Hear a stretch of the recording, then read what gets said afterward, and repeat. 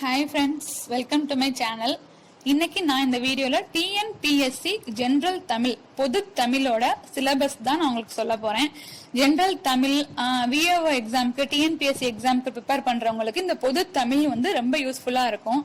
பொது தமிழ்னாலே 6th ல இருந்து 10th book R 11th 12th book Tamil book ஃபுல்லா தரவா படிச்சாலே போதும்பாங்க. இப்ப என்னென்ன டாபிக்ஸ் படிக்கணும் பொது தமிழ் அப்படின்னு எடுத்துக்கிட்டா என்னென்ன டாபிக்ஸ் நீங்க படிக்கணும் அப்படின்னு உங்களுக்கு குழப்பமா இருக்கும். இப்ப ஃபர்ஸ்ட் பொது தமிழ்ல மெயினா 3 டாபிக்ஸ் தான் எடுத்திருக்கோம்.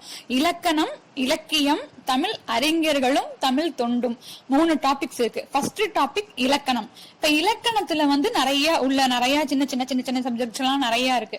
இப்ப அதெல்லாம் நான் உங்களுக்கு இதுல எக்ஸ்பிளைன் பண்றேன்.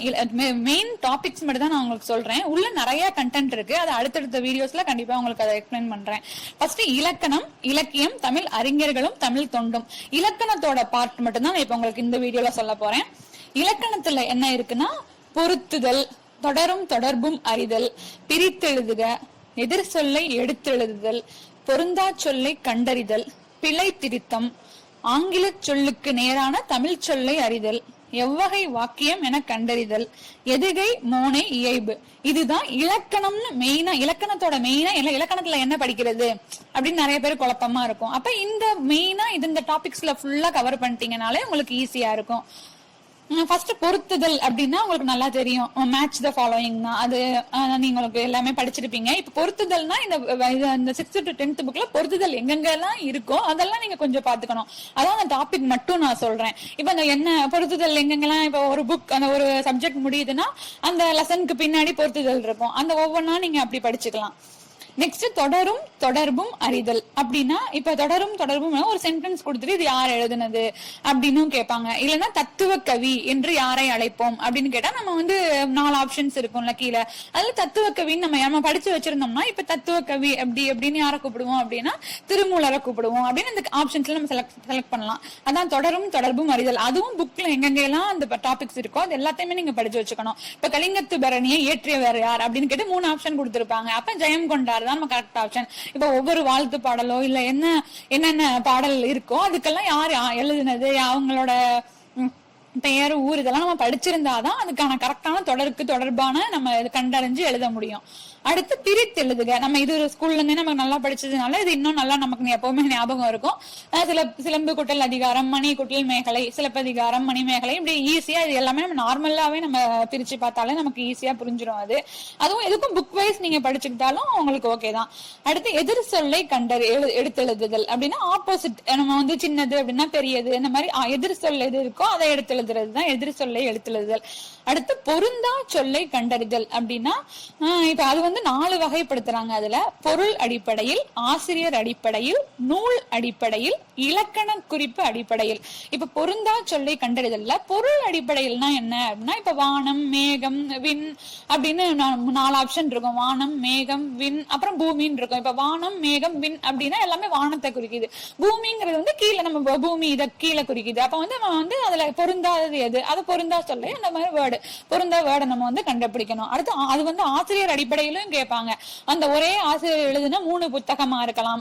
அந்த மாதிரி இன்னொரு ஆசிரியர் எழுதுனா இன்னொரு புத்தகமா இருக்கலாம். இப்படி ஒரே ஆசிரியர் எழுதின 3 புத்தகத்தை தவிர வேற ஒரு ஆசிரியர் எழுதின புத்தகமா இருக்குன்னா இப்ப அதான் நம்ம பொருந்தாதது அப்படின்னு சொல்லி கண்டறியலாம். இலக்கண குறிப்பு அடிப்படையில் அப்படின்னா இப்ப பண்பு தொகையிலே 3 பண்பு தொகை வாக்கியம் ஏதாவது வேர்டு கொடுத்துருவாங்க. அதுல நம்ம 4வதா பண்பு தொகை இல்லாதது எது இருக்கோ அதை நம்ம கண்டறிஞ்சு கரெக்டா சூஸ் பண்ணணும். அதுதான் பொருந்தா சொல்லை கண்டறிதல். அடுத்து பிழை திருத்தம். அப்புறம் பிறமொழி சொற்களை நீக்குக. அதான் பிழை திருத்தம்னா பிற மொழியில இருந்து ஏதாவது ஒரு வேர்டு இருந்துச்சுன்னா அதை நம்ம கரெக்டா கண்டுபிடிச்சு கரெக்டான லைன் ஏதோ அதை நம்ம சூஸ் பண்ணணும். கரெக்டான சென்டென்ஸ் பிழை திருத்தம் இல்லாத எது இருக்கோ அதை நம்ம சூஸ் பண்ணணும். அடுத்து ஆங்கில சொல்லுக்கு நேரான தமிழ் சொல்லை அறிதல். ஆங்கில வேர்டு ஒண்ணு சென்டென்ஸ் எல்லாம் கொடுத்துருவாங்க. அதுக்கு நம்ம அர்த்தம் கீழே தமிழ் அர்த்தம் என்னன்னு எழுதணும். இல்லைன்னா ஆங்கில வேர்டு ஒண்ணு கொடுத்துட்டு அதுக்கு நமக்கு தமிழ்ல என்னன்னு கேட்பாங்க. அதை நம்ம வந்து கரெக்டா கண்டுபிடிச்சு எழுதணும். அடுத்து எவ்வகை வாக்கியம் என கண்டறிதல். அது ரொம்ப ஈஸி தாங்க. இது நார்மலாவே நமக்கு பேசும்போது இதுலயே நமக்கு தெரியும். ஏன்னா கட்டளை வாக்கியம், செய்தி வாக்கியம், வினா வாக்கியம் இப்படின்னா இப்ப கட்டளை வாக்கியம் அப்படின்னா நம்ம ஒரு ஆர்டர் பண்ற மாதிரி சொல்றோம்னா இப்ப வந்து கட்டளை வாக்கியம்னு சொல்லிடலாம் அதை டக்குன்னு.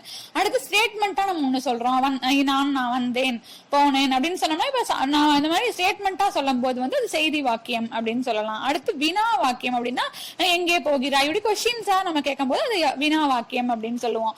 அடுத்து இது ஈஸியா இருக்கும். இதுல வந்து நான் 3 தான் உங்களுக்கு சொல்லியிருக்கேன் ஒரு எக்ஸாம்பிளுக்கு.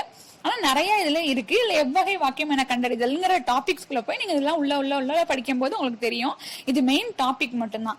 அடுத்து எதுகை மோனை இயைபு அப்படின்னா மோனைனா முதல் எழுத்து ஒன்றி வருவது மோனை அப்படின்னு சொல்லுவோம். அடுத்து 2ஆம் எழுத்து ஒன்றி வருவதை எதுகைன்னு சொல்லுவோம். கடைசி அடிகள் கடைசி 2 எழுத்துக்களோ ஒரு எழுத்துக்களோ ஒன்றி வருவது இயைபுன்னு சொல்லுவோம். இதுவும் வந்து உங்களுக்கு எக்ஸாம்பிளுக்கு தான் சொல்றேன். உள்ள அடி எதுகை அடிமோனை இதுலயும் நிறைய வகைகள் இருக்கு. நம்ம இப்ப மேலோட்டமா ஒரு கொஸ்டினுக்கு ஈஸியா கண்டுபிடிக்கிறதுக்கு எதுகை மோனை இயைபு இது 3 டாபிக்ஸ்குள்ள உள்ள தரவா இருந்தோம்னா இப்ப இந்த 10 இதுவும் நம்ம தரவா இருந்தோம்னாலே நமக்கு ஈஸியா வந்து இலக்கணத்தோட எல்லாமே ஓரளவு இதுல கவர் ஆயிரும். இப்ப இலக்கணத்துல வந்து நம்ம இதுல சொல்லியிருக்கிறது வந்து வெறும் தலைப்புகளோட என்ன பெயரு மட்டும்தான். தலைப்புக்குள்ளார படிக்கிறதுக்கு நீங்க உள்ள நான் சொன்ன தலைப்புக்குள்ள எல்லாம் உள்ள அந்த 6th to 10th புக் எல்லாமே நீங்க தரவு பண்ணணும். அடுத்து இலக்கணத்துல உள்ளதெல்லாம் இப்ப நான் சொல்லியிருக்கேன். நெக்ஸ்ட் இலக்கியம் தமிழ் அறிஞர்களும் தமிழ் தொண்டும்ங்கிறது அடுத்தடுத்த வீடியோஸ்ல நான் உங்களுக்கு போடுறேன். இப்ப இலக்கணத்துல இந்த டாபிக்ஸ் ஃபுல்லா கவர் பண்ணாலே உங்களுக்கு இந்த TNPSC Group 4 இருக்கட்டும் VAO இருக்கட்டும் உங்களுக்கு கொஞ்சம் ஈஸியான முறையில நீங்க ப்ரிப்பேர் பண்ணிக்கலாம். Thank you friends.